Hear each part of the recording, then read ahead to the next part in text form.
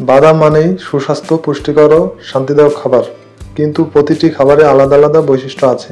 কোনোটি হৃদযন্ত্রের জন্য ভালো, কোনোটি ত্বকের জন্য, আবার কিছু বাদাম বেশি খেলে হতে পারে হজমের সমস্যা বা অ্যালার্জি। বাদাম উপকারিতা: ভিটামিন ই, অ্যান্টিঅক্সিডেন্ট সমৃদ্ধ, ত্বক ও চুলের জন্য দারুণ, হৃৎপিণ্ড সুরক্ষার সহায়ক এবং ওজন নিয়ন্ত্রণে সাহায্য করে, রক্তচাপ নিয়ন্ত্রণে উপকারী। অপকারিতা: অতিরিক্ত খেলে হতে পারে কোষ্ঠকাঠিন্য, কিছু মানুষের অ্যালার্জি হতে পারে। কাঁচা বাদামে সাইনাইড থাকে, অতিমাত্রা ক্ষতিকর। চীনাবাদাম উপকারিতা: প্রোটিন ও ফাইবারের ভরপুর, পেশি গঠনে সহায়ক, মনোস্যাচুরেটেড ফ্যাটস হৃদরোগের ঝুঁকি কমায়, ব্রেনের কার্যকারিতা বাড়ায়।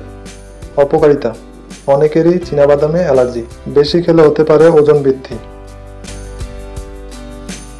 আখরোট উপকারিতা: ওমেগা-3 ফ্যাটস অ্যাসিড ব্রেন ও হৃদরোগের জন্য উপকারী, ঘুম বাড়াতেও সাহায্য করে ও ক্যান্সার প্রতিরোধে সহায়ক।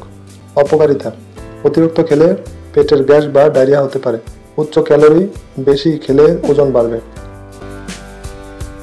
কাজু বাদাম উপকারিতা: আয়রন, জিঙ্ক, ম্যাগনেসিয়ামে ভরপুর, রক্ত স্বল্পতা প্রতিরোধে সহায়ক এবং হাড় মজবুত রাখে, ত্বক ও চোখের জন্য উপকারী। অপকারিতা: খুব বেশি ক্যালোরি ও ফ্যাট ওজন বাড়াতে পারে। পেস্তা বাদাম উপকারিতা: চোখের দৃষ্টিশক্তি বাড়ায়, হার্টের জন্য ভালো এবং রক্তের সুগার নিয়ন্ত্রণ রাখে।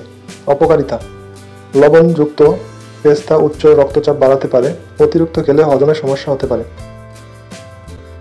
এরকম রহস্যময় ও আনকমন ভিডিও পেতে আমাদের চ্যানেলটি সাবস্ক্রাইব করুন। ভিডিওটি ভালো লাগলে লাইক করুন এবং বন্ধুদের মাঝে ভিডিওটি শেয়ার করুন। দেখা হবে নতুন আরও একটি নতুন এপিসোড নিয়ে। সেই পর্যন্ত ভালো থাকুন, সুস্থ থাকুন।